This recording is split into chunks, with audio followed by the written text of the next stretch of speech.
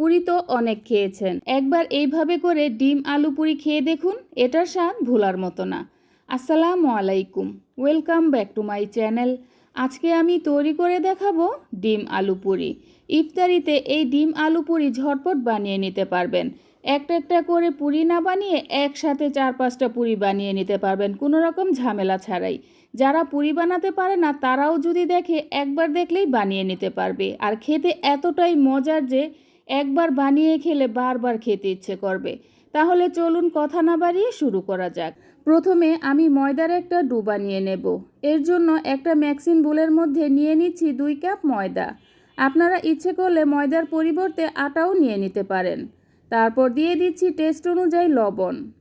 রান্নার রেগুলার তেল দিয়ে দিচ্ছি 2 টেবিল চামচ। এখন আমি তেল আর লবণ ময়দার সাথে খুব ভালো করে মেখে নেব। তেল ময়দার সাথে যত ভালো করে মেখে নেবেন পুরিটা খেতে ততটাই ক্রিস্পি হবে। আমি খুব ভালো করে তেল ময়দার সাথে মেখে নিয়েছি। এখন অল্প অল্প করে পানি দিয়ে ময়দার একটা ডো বানিয়ে নেব। আমরা রুটি পরোটার জন্য যেভাবে ডো বানিয়ে নেই ঠিক সেইভাবে করে ডো বানিয়ে নিতে হবে। আর একসাথে কিন্তু বেশি পানি দেওয়া যাবে না। যদি একসাথে বেশি পানি দিয়ে নেন তাহলে কিন্তু ডো নরম হয়ে যাবে। এজন্য অল্প অল্প করে পানি দিয়েই ডো বানিয়ে নিতে হবে। পুরি বানানোর জন্য ডো কিন্তু পুরোপুরি রেডি হয়ে গিয়েছে। এখন আমি উপরে একটু তেল মেখে নেব যাতে করে উপরটা ড্রাই হয়ে না যায়। তারপর একটা ঢাকনা দিয়ে ঢেকে 10 থেকে 15 মিনিটের মতো আমি রেস্টে রেখে দেব। এতে করে ডোটা অনেকটা সফট হয়ে যাবে।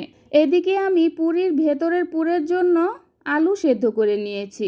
এখানে মিডিয়াম সাইজের 2টা আর ছোট সাইজের 3টা, মোট 5টা আলু আছে। আলুগুলো এখন আমি ম্যাশ করে নেব। আর আলু গরম অবস্থায় ম্যাশ করে নেবেন, তাহলে আলুর মধ্যে আর দানা দানা শক্ত থাকবে না। আমি আলু ম্যাশ করে নিয়েছি। এখন দিয়ে দিচ্ছি 1 টেবিল চামচ পেঁয়াজের বেরেস্তা, 1 চা চামচ দিয়ে দিচ্ছি চিলি ফ্লেক্স, 1 টেবিল চামচ দিয়ে দিচ্ছি ধনিয়া পাতা কুচি, চাট মশলা দিয়ে দিচ্ছি 1 টেবিল চামচ। তারপর দিয়ে দিচ্ছি টেস্ট অনুযায়ী লবণ। লবণটা বুঝে তারপর দিয়ে নেবেন। এখন আমি আলুর সাথে সব কিছু খুব ভালো করে মেখে নেব। আলুর পুরটা কিন্তু পুরোপুরি রেডি হয়ে গিয়েছে। এখন আমি হাতটা ধুয়ে ক্লিন করে নেব। তারপর এখান থেকে কিছুটা আলুর পুর হাতে নিয়ে এইভাবে করে আলুর চপের মতো শেপ দিয়ে নিতে হবে। তবে আলুর চপটা কিন্তু একটু মোটা হয়, এটা একটু পাতলা হবে। দেখুন আমি কিভাবে বানিয়ে নিচ্ছি, ঠিক এইভাবে করে বানিয়ে নিতে হবে। একইভাবে আমি সবগুলো বানিয়ে নিয়েছি। এখন একটা সাইডে রেখে দেব। আর এদিকে আমি 15 মিনিটের মতো ময়দার ডোটা রেস্টে রেখে দিয়েছিলাম। দেখুন আগের থেকে কিন্তু অনেকটাই সফট হয়ে গিয়েছে। এখন আমি এই ময়দার ডো থেকে 6টা লেচি কেটে নেব। সমান করে 6টা লেচি কেটে নিতে হবে।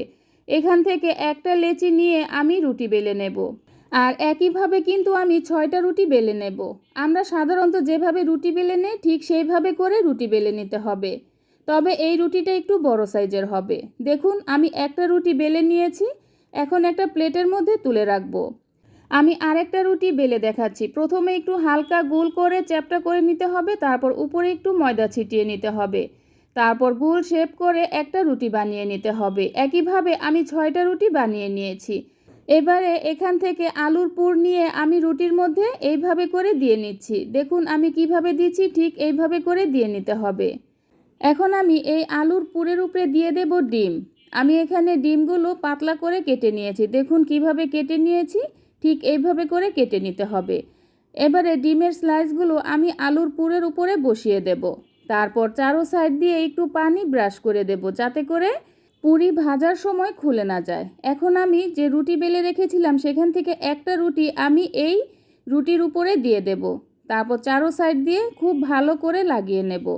তারপর একটা স্টিলের গ্লাসের সাহায্যে আমি কেটে নেব। আমি স্টিলের গ্লাস দিয়ে কেটে নিচ্ছি। আপনারা ইচ্ছে করলে কুকি কাটার দিয়েও কেটে নিতে পারেন। দেখলেন তো একসাথে 4টা পুরি হয়ে গেল। সবচেয়ে মজার বিষয় হচ্ছে এই পুরিগুলো বানাতে একদম সময় কম লাগে। একসাথে অনেকগুলো পুরি বানিয়ে নেওয়া যায়, আর যে একবার দেখবে সেই বানিয়ে নিতে পারবে। এখন আমি চারো সাইড দিয়ে হালকাভাবে একটু লাগিয়ে নেব যাতে করে পুরিগুলো ভাজার সময় খুলে না যায়। একইভাবে আমি সবগুলো পুরি বানিয়ে নিয়েছি। এখন আমি পুরিগুলো ভেজে নেব। পুরি ভাজার জন্য চুলায় একটা প্যানের মধ্যে পর্যাপ্ত পরিমাণে তেল দিয়ে নেব। তেল গরম হয়ে এলে এখন আমি একে একে পুরিগুলো দিয়ে নেব। তবে একসাথে সবগুলো পুরি ভাজা যাবে না, 2-3 বেচে পুরিগুলো ভেজে নিতে হবে। আর তেলটা ভালোভাবে গরম হওয়ার পরেই পুরিগুলো দিয়ে নিতে হবে। পুরিগুলো দিয়ে আমি কিছুক্ষণ ভেজে নেব। আর উপর থেকে একটু তেল ছিটিয়ে দেব। দেখুন আমি কিভাবে দিয়ে নিচ্ছি, ঠিক এইভাবে করে একটু তেল দিয়ে দিতে হবে। তারপর পুরিগুলো যখন এক সাইড ভাজা হয়ে যাবে ওই পর্যায়ে উল্টে দিতে হবে। আরেকটা কথা খেয়াল রাখবেন, পুরি ভাজার পুরোটা সময় কিন্তু চুলার আঁচ মাঝারিতে রেখে পুরিগুলো ভেজে নিতে হবে। চুলার আঁচ যদি বেশি বাড়িয়ে দেন তাহলে কিন্তু পুরির উপরে তাড়াতাড়ি কালার চলে আসবে আর পুরিগুলো কিন্তু মুচমুচে হবে না। আমি 2 সাইডে খুব ভালো করে ভেজে নিয়েছি। মাশাআল্লাহ, পুরির মধ্যে খুব সুন্দর একটা কালার চলে এসেছে আর পুরিগুলো কতটা ফুলকো হয়েছে। এখন আমি তেল ঝরিয়ে চুলা থেকে নামিয়ে নেব। আর একইভাবে আমি দ্বিতীয় ব্যাচের পুরিগুলো ভেজে নেব। রমজান মাসে এমনিতে হাতে সময় কম থাকে বিকেলবেলা, তার মধ্যে যদি একটা একটা করে পুরি বানাতে যান তাহলে কিন্তু অনেক সময় লাগবে। এইভাবে যদি পুরি বানান তাহলে একসাথে অনেকগুলো পুরি বানিয়ে নিতে পারবেন। এই তো হয়ে গেল রমজান স্পেশাল ডিম আলু পুরি। এটা বানানো কতটা সহজ তা আপনারা দেখেই তো বুঝতে পেরেছেন। আশা করি আমার আজকের রেসিপিটাও আপনাদের কাছে ভালো লেগেছে। আর যদি ভালো লেগে থাকে তাহলে অবশ্যই আমার চ্যানেলটাকে সাবস্ক্রাইব করবেন। আবার আসবো নতুন কোনো রেসিপি নিয়ে, তাহলে এ পর্যন্তই।